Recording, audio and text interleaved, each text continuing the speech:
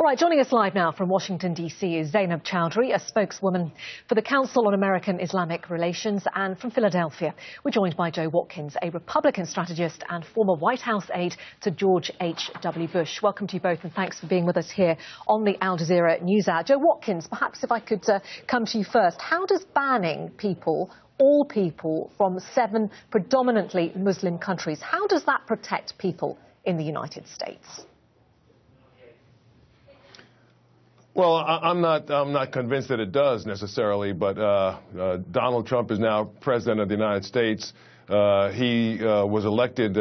He won the election in the Electoral College, which makes him the president, and his supporters gave him a mandate to do something about terrorism. He had earlier during the campaign talked about a ban on Muslims, which I never agreed with, of course, coming into the country. And now that he's president of the United States, he's issued this executive order, which gives him a period of time to formulate a policy with regards to how to deal with the issue of people coming from those 7 countries. And so he certainly deserves to formulate a policy that works. Now, I may not agree with the policy, and there may be others that don't agree with it as well, but nonetheless, he does deserve time to formulate a policy.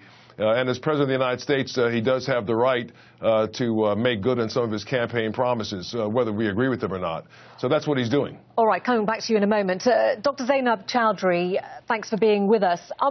It's not going to be a permanent ban. It's going to be a temporary ban in some cases, and the president has the right to do this if he wants to protect his people.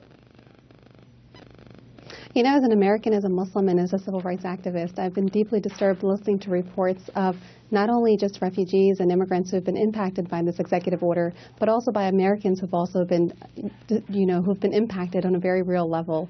A week ago, Donald Trump stood in front of the nation and he pledged to be a president for all Americans. He took the oath of office to uphold the values of the Constitution, the rights that are enshrined in the U.S. Constitution. And in the days since that, he's been systematically implementing executive orders and policies that have undermined many of the rights that have been enshrined in that very Constitution, and it's deeply disturbing. Have you heard stories of people who are now in limbo because of this executive order?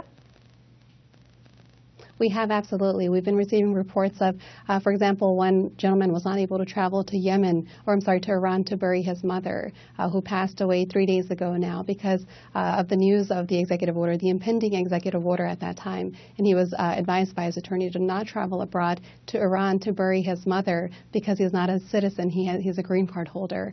We've also heard reports of students who are here on a student visa who are afraid to travel outside of the United States because they don't know if they'll be granted reentry. There's a case of a woman in Yemen who is 75 years old. She was at the airport expecting to board the plane just a couple hours before Donald Trump signed the executive order to come to the United States and meet her new grandson, a newborn grandson, and the family was at the airport, and they were, they contacted us letting us know that their grandmother was unable to board the plane. She was banned, and she was sitting in the airport not knowing what to expect, 75 years old. And these are some of the very real, very tangible consequences of this kind of ideology, not even policy, ideology, that's really instilled a lot of anxiety and I think concern in many Americans' hearts. Yes. Joe Watkins, many people who are opposed to this executive order say it's simply demonizing a religion. Yeah, well, clearly, I don't think the president would want to do that. You don't want to demonize a religion. The United States has never been at war with a religion, and clearly we have millions of Americans who are Muslims. I have members of my family who are Muslim, of course, who I love and whose religion I respect. And I think that would be the same for the president. I think that he is searching for a way to get the issue of terror and people coming into the country under control. He pledged that during his campaign. He pledged to take some harsh measures to get it under control. This is perhaps a difficult measure at the least, for many people who wish to come here, who wish to find refuge in the United States.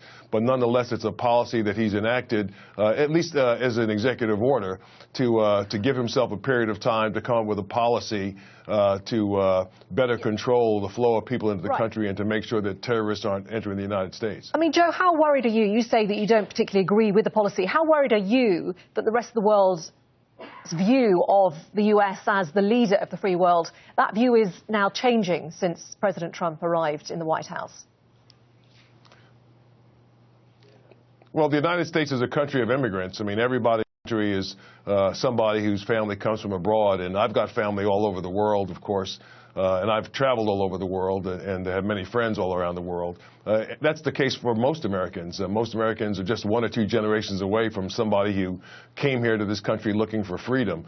And so from that standpoint, it's made it a little bit more difficult, at least for the people that would come here to this country from those 7 countries that were outlined in the executive order. It doesn't say that's the case for every country in the world, but certainly for those 7 countries, he wants to take time, President Trump wants to take time to evaluate and to figure out a policy that he thinks will be fair and that will better protect Americans from the inflow of possible terrorists. And so this is what he's chosen to do. There'll be some people that'll be certainly put out of sorts because of this. I mean, there will be some people like the ones you've heard mentioned who will miss flights, who won't be able to bury loved ones, who won't be able to travel as they may have planned to. But nonetheless, this is the executive order that this president has signed, and he's giving himself a number of days to get a policy together.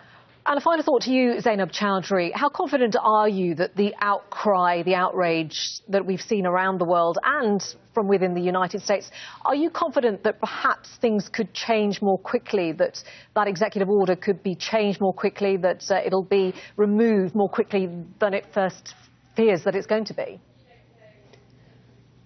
We're banking on it. I mean, this is something that, we know on the campaign trail, Donald Trump pledged to call for a complete and total shutdown of Muslims entering the United States. And so to now say that religion is not a factor in these kind of policies or ideologies that are perpetuating this hatred against the Muslim world and further dividing our country is a mistake. It's a huge mistake, and it's infactual.